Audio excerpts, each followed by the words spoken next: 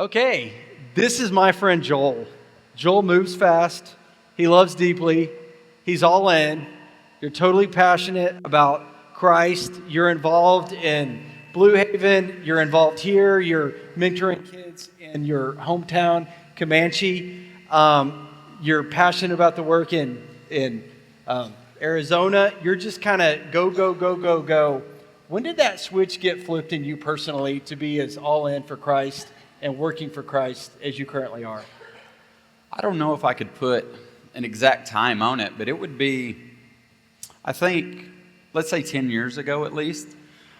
It just flipped. One day we were sitting there and we realized, like Jason, it comes a point in our life that we've been showing up, but we just haven't been doing what we need to do to be showing out. Yeah. And so it just made sense. It's you either believe it and you're going to obey it, or you don't. Yeah. So there wasn't a Damascus Road moment as far as like you didn't see a light or hear a sound or hear a message? I'm a slow learner.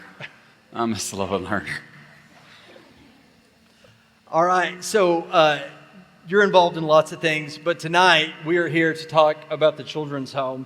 And so you're former military. How do you get from former military to being very passionate about the work of a children's home? Oh, that's easy. It's just about loving the right things and everybody needs to be taken care of. Everybody needs support. In the military, we were doing a lot of the same. It just looks different. Yeah. So this is just a transition into a different field. Yeah. I want you to say that again. It's about loving the what? I have no idea. You said it so well. Come on, Joel. We'll have to replay it. It's about loving the right things. Yes. That's well said. Is that what I said? All right. So, Can I borrow your pen? Yeah, there you go. Yeah, he's going to write that one down. So your cert says that you're involved with the Cherokee Children's Home. I know that you're on the board there. So what does the board do? Oh, the board does everything. We do all the work from hiring to firing. Absolutely not. We manage one person. I think that's what we're supposed to do. We have Sean Hull as our executive director down there. He's been with us almost 10 years. Sean does a great job for us, but the men here, all of the men on the board are comprised of members of Austin Avenue. And it's been that way ever since. Austin Avenue's had oversight for the past 46 years of the children's home. So it's pretty cool. And that's since like 1979. Is there a story behind that? Because we're not geographically that close to them. Why us? Truthfully, I don't know the answer to that. Yeah. I hope it's somebody that was me, you, a Michael, a Tom, or somebody that had a passion for it and was just engaged in what they were doing. Yeah. The home originally opened like in 1958.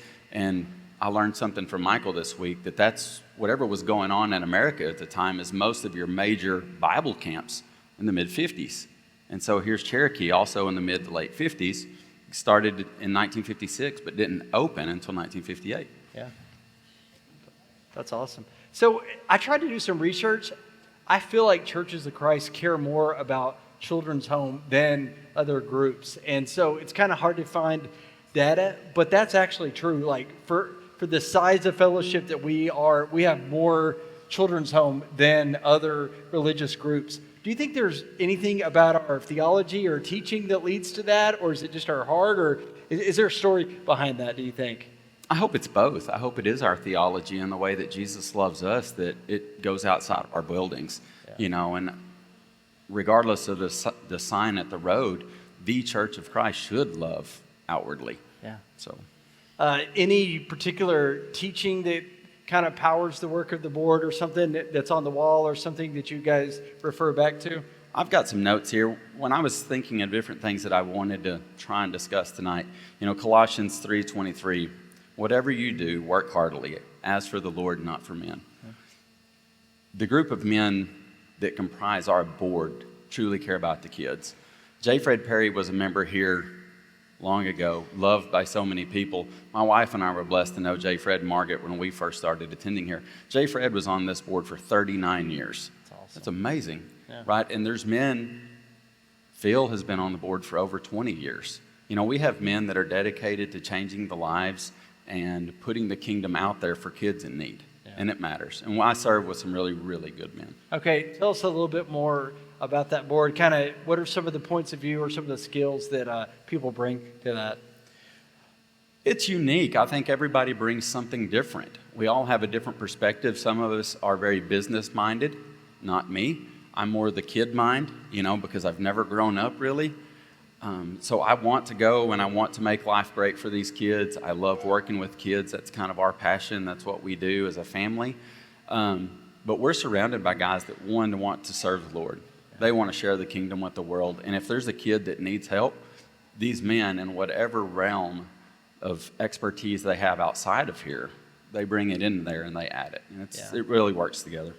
Okay, so talk a little bit more about that. What some of the things that people that are on the board do that go beyond kind of boardroom stuff, kind of policies, procedures, budgets? We have, like I said, it's a little bit different. We have guys that are all in the numbers and they see every detail. They help us when it comes to fine-tuning policy and making those rules. I'm really good at bending them and breaking them, and so we need those guys. I like to tell the board pretty often that if my role on the board is probably that of a grandparent. If we've got a little money and the kid needs it, just give it away. It's totally okay. So I need some of those guys to keep me in check. And we have those guys that have been really great businessmen for several years in this community, and they bring that in. And so it's a good balance. You need both, right? We need both. You need both. So what's some things that the board has recently done that you would like to share that you guys are thrilled to talk about today? There are so many things going on in Cherokee today, and just upcoming throughout this next year. We have, and actually the first weekend of May, we have Cherokee Day. We have it every year. It's our biggest fundraiser of the year, but it's also more of a grocery drive.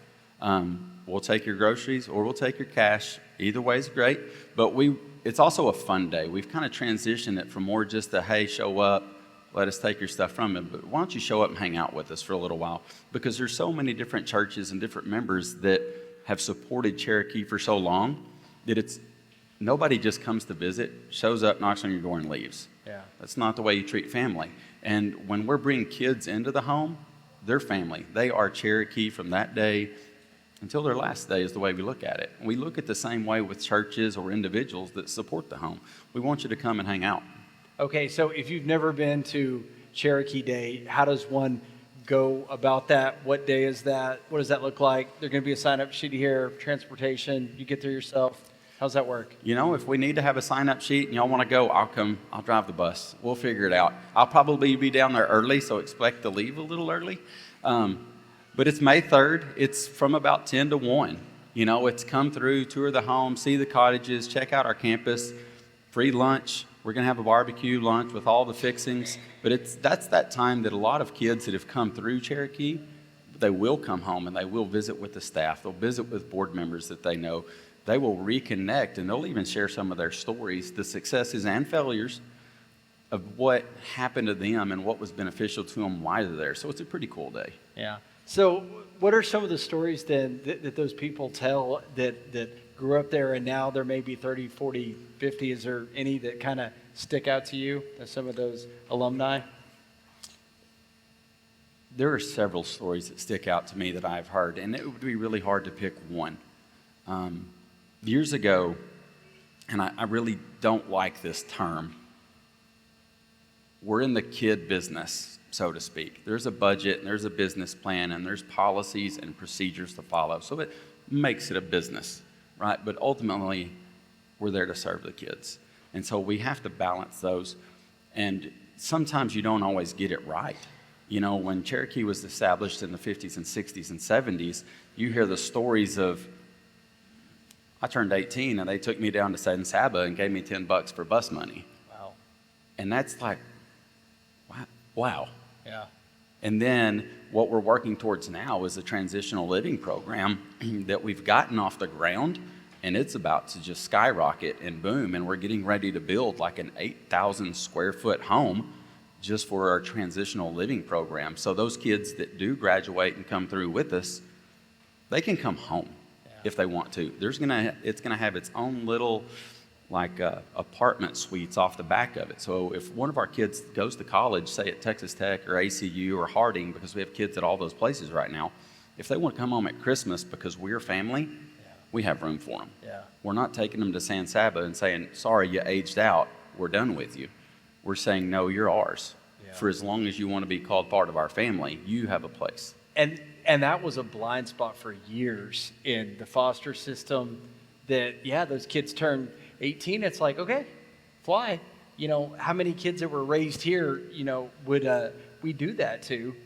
The answer's zero. Zero. Right? And so just them having a place to come back to. And so we'll talk a little more about that new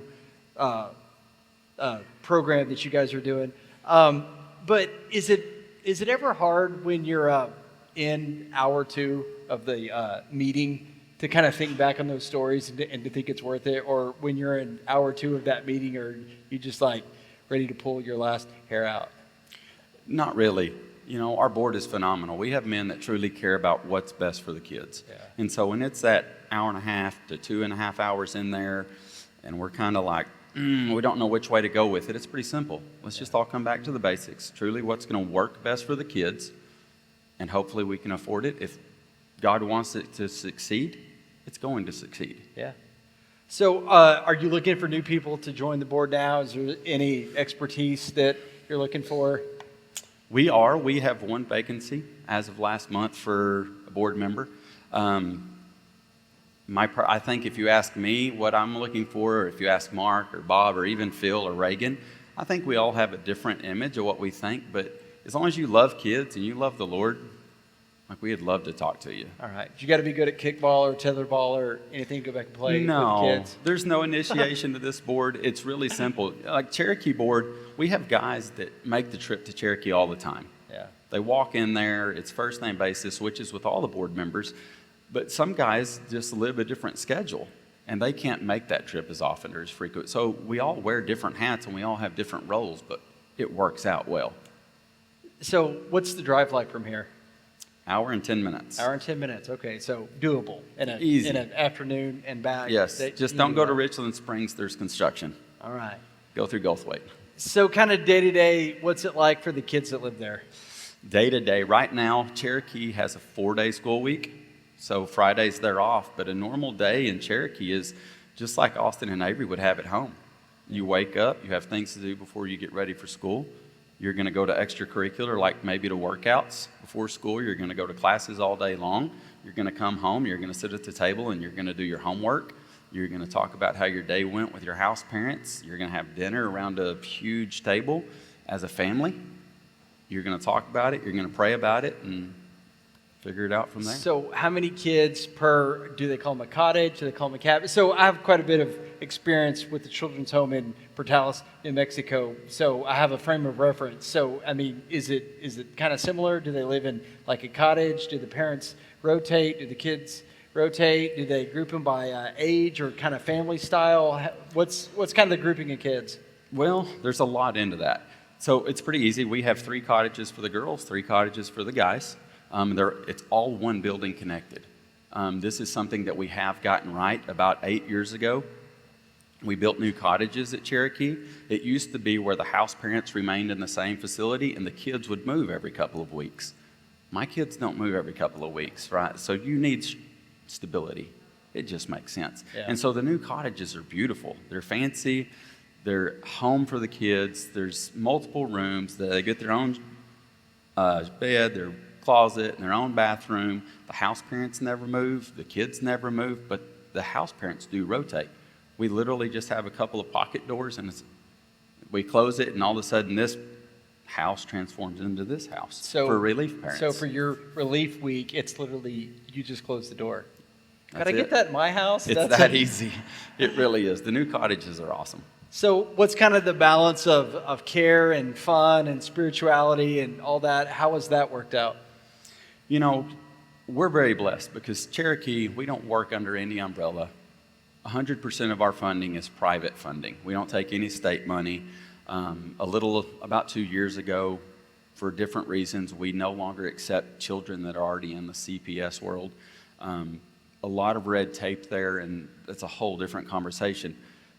But the dynamics of the kids, we have Russell's 3 right now. He's in one cottage, and then we have a 16, 17-year-old girl in that same cottage.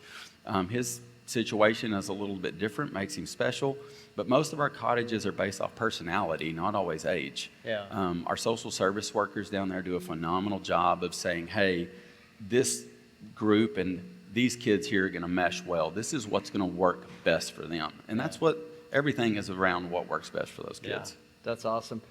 So what do the kids need most from the community, from the school that they go to the churches that they attend? Like, what do they need?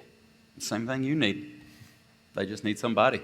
Yeah. They need somebody to show up and believe in them. Yeah. So at that Cherokee Day, I mean, are there games to play? Can you lose to them in horse? Is there volleyball? Like, can you get in there and do things? There will. There's some axe throwing. You'll have to sign your waiver. Okay. But we'll probably have some axe throwing, and we have some bounce houses, and we do have games set up.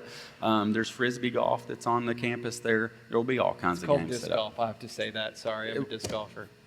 Okay. Right, Jason? It's disc golf. Oh, disc golf. Yeah. So we can bring our disc then. Absolutely. Okay, and the kids will probably beat us because I hope so. It's their home course. I would hope so. All right. So how do you see kids flourish under this kind of support and love? Oh, I wish it was that way for every kid. Sometimes with kids, it's not always a flourishing. We were talking about goals and our expectations just last month in our board meeting, and what does success look like? Yeah. I don't know if there's a right answer for that. Yeah. Growth. Any kind of growth is a win. Yeah. Some of these kids need a hug. Some of these kids need a hamburger.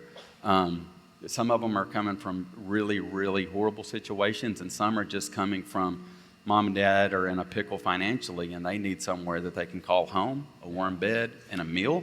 And then the goal is reunification. Yeah. Hey, you're here for 2 months, 90 days, and we're going to reunite you. So that's great for that one child. And then the next child may come along, and the goal is you're going to stay in our program for 5, 7, 9 years. You're going to graduate through our program, and you're going to keep coming back. Yeah, those are two completely different. They're both kids. They can look the same. Mm-hmm. They could share a bedroom, but the long-term outlook for the way that home is there to service them, those are two pretty different things. It's two different things, and our staff, they do a great job of juggling both of that. And it's not an easy job, but once you love the kids and you love the Lord, it's okay. So do they typically have an idea as to which kind of kid they have as far as those two things go when they get them, or is that sometimes in the great unknown? No, in our interview process, when kids come down and we do interview them, we kind of screen every child, because we have to make sure that our kids that are on our campus right now stay safe. Yeah. We have to be very careful. And it's a very regular occurrence that we can screen that child and we can talk to the parents, the grandparents, the guardians.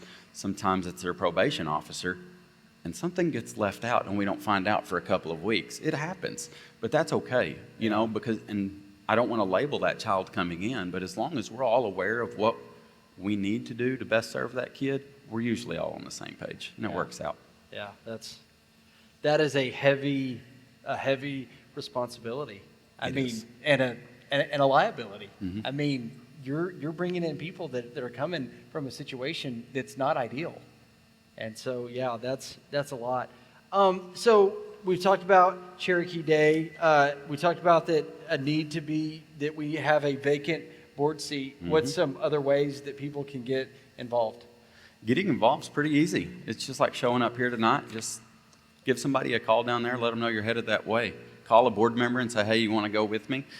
There's a group out of Temple from the Northside Church of Christ. There's a group of ladies that go down, and they have adopted pretty much our whole girl side. And they show up about once a quarter, and they just have dinner with them. They have Devo. They play a game with them. They just kind of show up and do crafts. Our campus is open. As long as you show up and say, hey, are y'all going to be home this date and time? This is what I'd love to do. Yeah. We'd love to have you. That's awesome. Oh, yeah, it's too easy. Yeah. Okay, so kids can come in as young as what age? Usually 5. Okay. Onyx. You mentioned a 3-year-old. We do, and he was an exception, but he also came in with a sibling. Okay. And they're both doing great. They've been there a couple of years. Okay, so let's talk about that next step that we kind of mentioned earlier. they turn 18, and historically it was kind of like you said, well, you're grown now, go and figure it out. And I did youth ministry a really long time. At 18, there's not a whole lot of people that you can hand them $10 and tell them to figure it out, and that they figure it out. So what's the next step now? Next step is different for every child. Our transitional living program is something that we've been slowly getting going over the past probably 3 to 4 years, and we're really making a huge investment into it right now. We have some kids that are fixing to graduate, and some are going to go to a 4-year institution. Some may want to go to the military. One is going to go to cosmetology. It's all going to look different. Yeah. We're going to support them. Is there money that's available for that? There is. I couldn't tell you who or where it comes from, but there's an individual that is a part of a foundation that blesses us tremendously when it comes to our kids and the care and the financial support they receive when they age out. Okay, and so they age out, as we say. They go to college, they go to the military. There's spring break, there's leave if you're in the military. There's summer. So where does this program kind of fill in those gaps? Well, this program is just like what I'm doing right now with my son. He's going to come home and he's 16. We're going to talk about auto insurance. We're going to talk about changing oil and checking your tires. We're going to talk about creating a budget, getting a job, filling out a job application, sitting him down, watching me fill out some stuff for my taxes.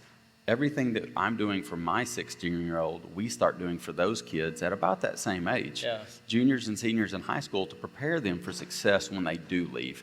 Because so many kids, and in this realm, there's some terms that I really don't like, but Aging out's like a terrible phrase, right? it's a terrible phrase. It's like puts it on the kid. Well, it's your fault. You got too old. I can't help you now. I can't help you. We're done with you. Yeah, turned 18. And none of us are about that, Yeah. and we shouldn't be.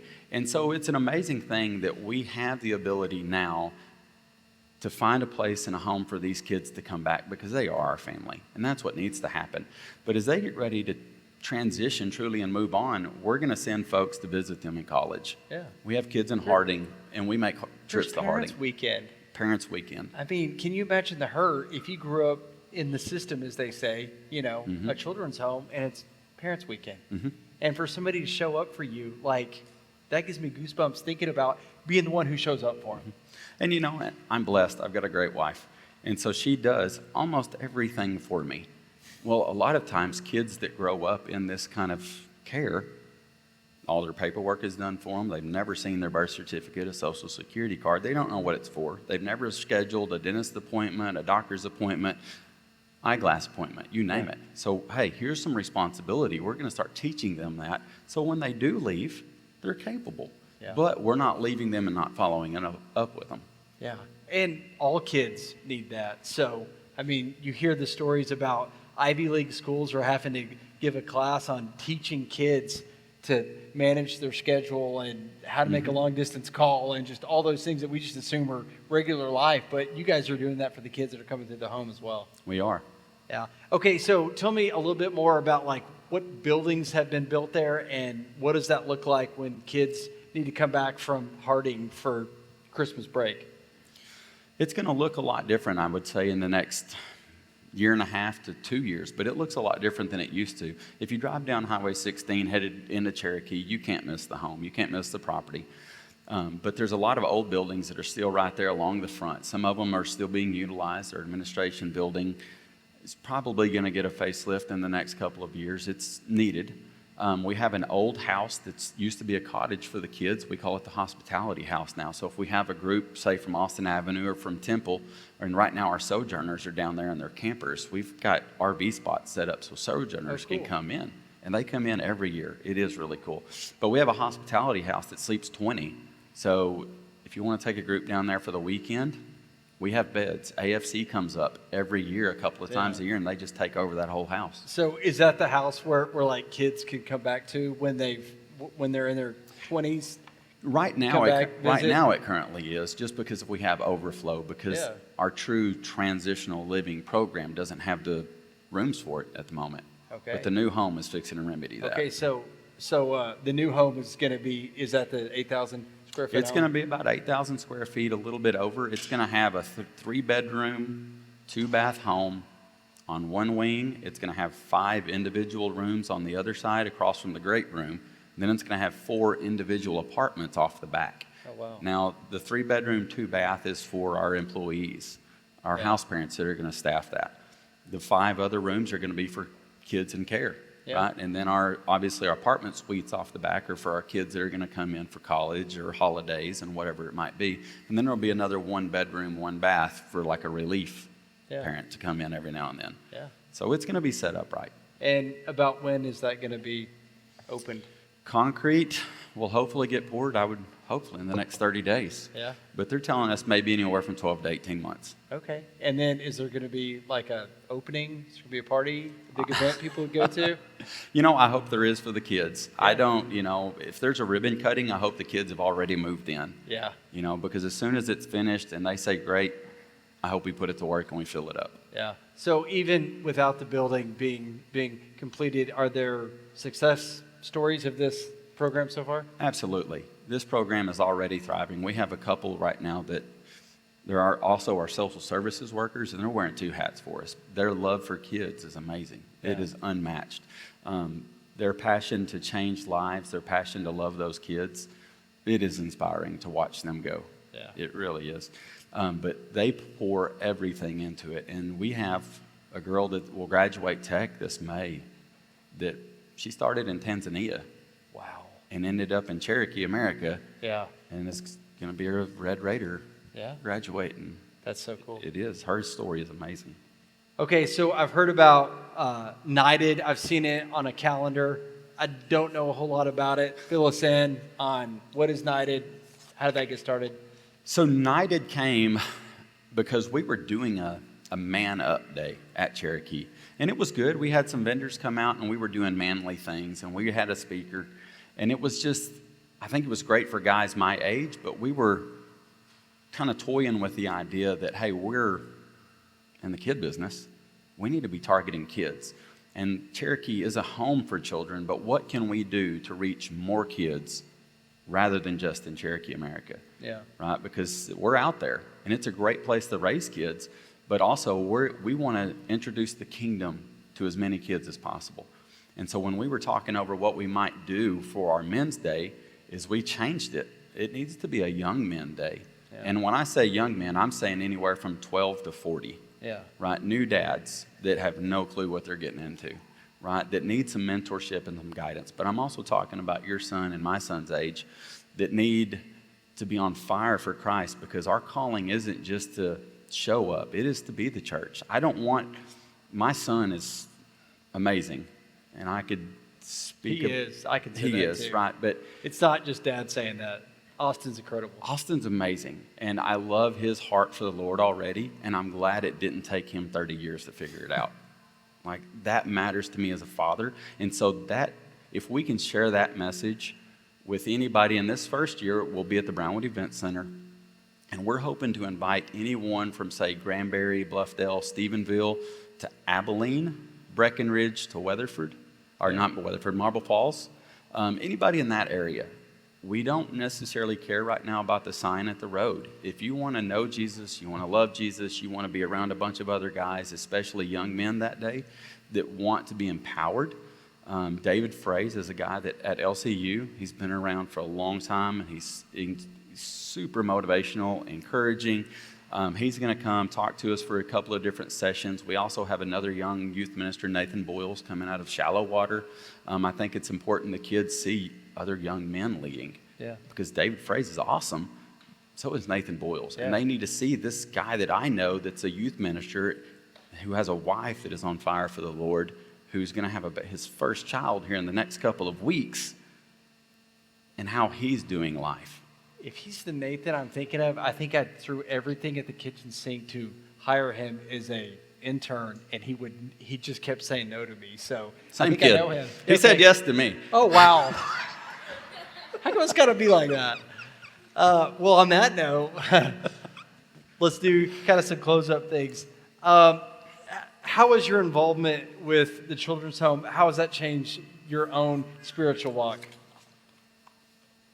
It continues to humble me. Yeah. It really does. There are days I think I've got the tiger by the tail. And there are other days I think I've just got everything figured out and life is grand. And then I just take a visit to Cherokee, and it reminds me of what we're doing and how blessed we truly are. Yeah. Not just my life, but the work that we're doing and the way that we are truly changing lives. And the little bit that the board does here has a big impact down there. I think our leadership is phenomenal. I think we're really working in a positive directions with goals and maybe empowering our staff a little bit more and challenging them to look for new, exciting ways to do it. But like a couple of years ago, there were some kids in school, and my kids knew them in Comanche. All of a sudden, hey, so-and-so and so-and-so aren't here anymore. They moved. Okay. Yeah. No big deal. Didn't think about it. It's a normal occurrence. Kids move in, kids move out. Yeah. Take a trip to Cherokee one day, and there they are. Yeah. When you're talking about, man, don't judge somebody because you don't know what they're going through. Yeah. We had no idea. Yeah. And we show up on the Cherokee campus, and both of my kids are like kind of deer in the headlights because it had never happened like that to them before. They hadn't. And they kind of, and I'm like, what's going on? And they're like, that's so-and-so. Yeah. I'm like, it's okay. Yeah. And so we kind of have to jump that hurdle as a family too. And like I've told you, it hits home. To kind of get over the stigma of that. It's like absolutely, good kids end up here, and you weren't intentionally born of anything that you did into a family that kept you out of there. Yeah. Yeah. Let's praise God that they are there. If that's where they needed to be, praise God. Yeah, absolutely. Okay, if you want people to take away one thing from this conversation, what's the one thing that you'd like them to take away? You can be involved. Absolutely. We could sit and do this all night long. But the one thing I want you to go home with is you can be involved. You can make a difference in a kid's life. If you'll just show up one time a year, that child will remember it. Yeah. And to show up, we have the Cherokee Day. You said call a member of the board, set that up, drive an hour and 10 minutes. Which direction? Pretend like South. I knew the Central Texas still. You drive south, and you can put that in GPS, and somebody can go there and go hang out with some kids and bless them. And, you know, it's in me to try to preach now, but, you know, James 1 comes to mind. Matthew 18 comes to mind about it's better to have a millstone tied around your neck than to cause a young one to stumble. You know, there's a lot of teaching about taking care of the least of these, taking care of children, and the invitation has been made is what's pretty loud and clear, right? It's amazing what you'll go down there and hope to share with the kid, and you'll come home like, ooh, I learned something new today. Yeah. All right, final thoughts? I appreciate everybody having me. If I do want to, Mark, Franks, Bob Johnson, Michael McCoy, who else is here that's on the board? Reagan. I saw Reagan. We need these guys to stand out. Yeah, Phil's back there. You he's hiding guys in the stand back. up if you Yeah, serve if you would, on the Cherokee board. That way you can Big lay round of eyes. applause.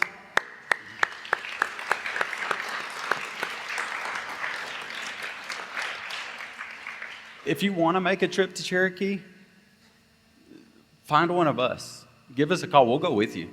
I love going down to the home. Friday, Monday. I can go Monday. It's either got to be early or really late, but I got something in the middle of the day, but Friday works. We have, back here with Mark this evening, I brought some pamphlets. We got a building for life. It's got the floor plan for the new transitional living home if you want to look at it. The small flyer that he's holding up, the pamphlet, the trifold there is just basic information on Cherokee. If you take it home with you, that's why I brought it, so we don't hold on to it. If somebody wants to make a donation, is that a good place to start as well? Check that in out. there? We have a website. You can donate. It's pretty simple. You know, I think it's really important. Maybe this is my last point that I'll make, and then I'll think of another one. There are so many kids that live next door to you that you don't realize what they're going through. You really don't. Cherokee doesn't just take hard cases. We take the kids that need a bed. Mom and dad are sleeping in the car right now. And those kids need a safe place to be. If you know a family going through that, call a board member or call the office down in Cherokee, right? We're there for them. Sometimes we have an opening, sometimes we don't, right? But you will at least call somebody that will make a difference in that kid's life, or we might know somebody that can. Yeah. If you think you know it, call somebody. And there's a lane for that temporary placement there, Mm-hmm. that it's not like you're going to lose your kids permanently because they needed a temporary placement. No, and maybe that's a stigma, but when I call them our kids because they're our kids, when those kids are there, like, it's not a prison. Yeah. It's not juvenile. Like, you can come visit your kid, just call and arrange it. That way the schedule's not disrupted, or that we know your kid's there, because if he's involved in FFA, they might be showing a pig. If they want to play football, they're going to play football. If they want to run track, they might be at a track meet or a track practice. They're going to have as close to a normal childhood as possible. Yeah. And so we want them to come and visit and still be a part of that kid's life. Yeah, absolutely. All right. Next week, we won't be doing this. We'll be over there, but Giles is the following week, and he'll talk about the youth program here. So we are dismissed. Thank you.